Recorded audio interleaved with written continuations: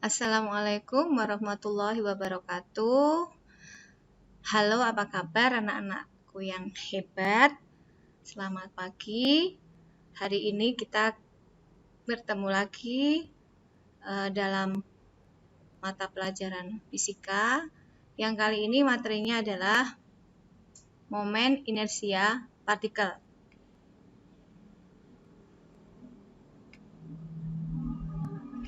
Sebelum kita ke momen inersia partikel, kita harus tahu dulu, mengingat kembali pelajaran yang sudah pernah kita pelajari waktu di kelas 10, yaitu tentang inersia atau kelembaman. Materi inersia kita dapatkan pada saat kita membahas hukum 1 Newton. Ya, sebagai gambaran ulang, inersia itu apa sih? Jadi saya ilustrasikan, kalau ada sebuah benda yang bergerak di bidang datar, dia akan cenderung tetap bergerak. Jadi dia malas untuk berhenti bergerak terus. Nah, itu namanya hukum inersia atau kelembaman. Sama halnya dengan benda yang diam. Dia akan tetap mempertahankan diamnya karena keberlakuan tentang hukum kelembaman tersebut. Nah, sehingga dapat didefinisikan bahwa inersia adalah kecenderungan benda untuk mempertahankan keadaannya, baik itu tetap diam atau bergerak. Jadi, apa itu inersia? Inersia adalah sifat malas suatu benda. Jadi, kalau kalian malas untuk bergerak, namanya kalian itu inersia atau lembam ya. Baik, sekarang kita lanjut. Apa itu momen inersia? Nah, momen inersia itu adalah ukuran besarnya kecenderungan berotasi yang ditentukan oleh keadaan benda atau partikel penyusunnya. Jadi kita tadi sudah tahu apa itu inersia, kemudian kita kaitkan dengan gerak rotasi sebuah benda. Sebagai contoh, kipas angin yang berputar. Kipas angin mengalami gerak rotasi. Ketika kipas angin berputar, kita matikan, saklarnya kita tutup. Apa yang terjadi? Apakah kipas angin itu langsung berhenti? Nah, tentu saja tidak. Jadi kipas angin itu mengalami juga kemalasan. Dia tidak langsung serta-merta berhenti. Ya, baru setelah beberapa saat dia berhenti. Nah, seperti kita lihat gambaran momen inersia di sini. Partikel yang berada di tepi itu berputar mengelilingi porosnya. Nah, berputar mengelilingi poros, ini poros atau sumbu putar. Partikel mempunyai massa benda M, jarak partikel ke poros itu kita lambangkan sebagai R. Maka secara matematis I bisa dirumuskan sama dengan M kali R kuadrat. Nah, tadi M-nya adalah massa partikel, R-nya adalah jarak partikel ke sumbu atau ke poros. Kita lihat keterangannya. Nah, I adalah momen inersia dengan satuan kilogram meter persegi, M adalah massa partikel dengan satuan kilogram, dan R adalah jarak partikel ke poros dengan satuan meter. Nah, persamaan ini berlaku hanya untuk satu partikel. Bagaimana dengan jumlah partikelnya lebih dari satu? Kita bahas di sini. Nah, momen inersia untuk beberapa partikel. Nah, contohnya seperti ini. Untuk massa benda atau sistem massa berupa titik atau beberapa titik yang terhubung oleh tali atau batang yang massanya diabaikan. Nah, ini ada partikel 1, partikel 2, partikel 3, dan partikel 4. Sumbu putarnya berada di M1. Nah, maka kita harus bisa menganalisa R-nya. R-nya berada di R1 dulu. R1 itu adalah jarak partikel 1, jarak M1 ke poros. 0. Kenapa? Karena M1-nya berada pas di poros, jadi R1-nya 0. R2 adalah apa? Jarak M2 ke poros. Ini tidak 0 ya.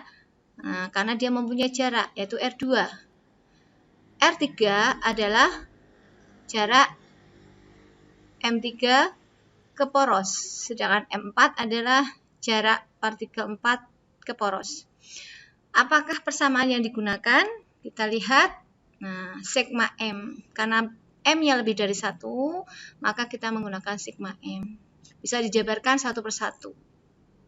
M1 R1 kuadrat tambah M2 R2 kuadrat dan seterusnya. Contoh soal. Sebuah benda berotasi dengan jari-jari 0,2 meter mengelilingi sumbu. Jika massa benda tersebut 3 kg, berapakah momen inersianya? Mari kita lihat penyelesaiannya. R 0,2. R 0,2 itu sama saja dengan jari-jari karena partikel yang mengelilingi poros berbentuk lingkaran, maka R-nya bisa kita ambil yaitu jari-jari dari lintasan partikel tersebut. Kemudian M-nya 3 kg, yang ditanyakan adalah momen inersia. Maka kita masukkan persamaannya yaitu I sama dengan MR kuadrat.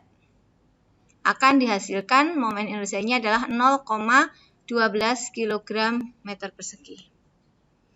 Itu adalah contoh untuk satu partikel.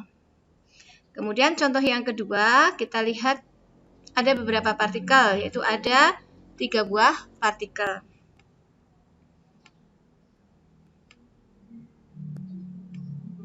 Nah, kita lihat M1-nya 1 kg, M2-nya 2 kg, M3-nya adalah 3 kg. Kita analisa dulu. Yang ditanyakan porosnya mana? Porosnya P. Nah, seperti contoh tadi, kalau yang ditanyakan porosnya P, kita lihat di poros P itu ada partikelnya yang mana? Ada partikel M1. Berarti nanti R1-nya 0, karena M1-nya berada di poros, jadi nanti R1-nya 0. Bagaimana R2-nya? R2 itu jarak partikel M2 ke poros. R2-nya berapa? R2-nya 1 meter. Kemudian R3-nya, R3 adalah jarak partikel M3 ke poros. Nah, ingat, jarak partikel M3 ke poros berapa? 1 ditambah 1. Berapa R3-nya? 2 meter. Betul. Nah, sekarang kita masukkan ke persamaan. Langsung kita masukkan ke persamaan, karena di sini partikelnya hanya ada 3, maka kita IP sama dengan IP itu karena rotasinya P ya, porosnya di P. M1 R1 kuadrat ditambah M2 R2 kuadrat ditambah M3 R3 kuadrat. Tadi sesuai hasil analisa R1-nya adalah 0, kita kuadratkan. R2-nya adalah 1 dan R3-nya adalah 2. Masanya juga ini sudah 1, M1-nya, M2-nya 2 kg, M3-nya 3 kg. Maka dihasilkan momen inersia pada poros P sama dengan 14 kg meter persegi. Demikian materi dari momen inersia. Semoga kalian bisa memahaminya. Maka akan kita lanjutkan dengan penugasan. Di sini ada 2 soal. Nah, 2 soal ini saya beri ulasan sedikit bagaimana cara mengerjakannya. Nah, ini untuk partikel M, partikel 3M. Jika yang ditunjuk porosnya adalah Y, maka kita konsentrasinya ke Y. Nah, Y ini ya, konsentrasinya ke Y. Partikel yang berada di poros Y, partikel apa? Partikel 2M. Maka nanti untuk 2M itu R-nya sama dengan 0. Nah, bagaimana 3M? 3M R-nya berapa ke porosnya? A. Partikel M, porosnya ke porosnya jaraknya 2A. Nanti kalian lanjutkan, dikerjakan sendiri untuk kerja mandiri. Kemudian yang nomor 2, porosnya di Q. Kita lihat poros di Q. Partikel yang berada di poros Q adalah M2, maka berarti R2-nya 0. Berarti R1-nya 1 meter. R3-nya 1 meter. Silakan kalian kerjakan mandiri penugasannya. Semoga bermanfaat apa yang saya sampaikan. Wassalamualaikum warahmatullahi wabarakatuh.